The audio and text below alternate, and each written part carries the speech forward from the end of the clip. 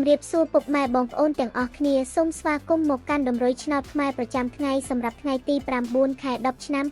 2025សម្រាប់ថ្ងៃថ្មីនេះសូមឲ្យហេងទាំងអស់គ្នាសម្រាប់ថ្ងៃនេះដែរអេដមីនក៏មានតម្រុយពិសេសនិងល្អ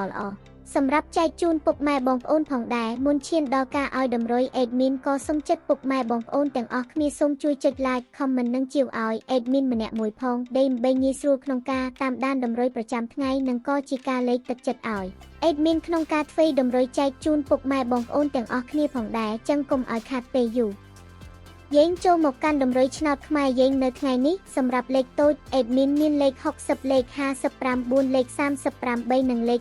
49សម្រាប់ប៉ុស ABCD ចូលមកកាន់លេខអូសយើងវិញអេដមីនមាន2គ្រាប់ផងដែរមានដូចជាលេខ50អូសនិងលេខ30អូសផងដែររីឯលេខធំយើងវិញមានលេខ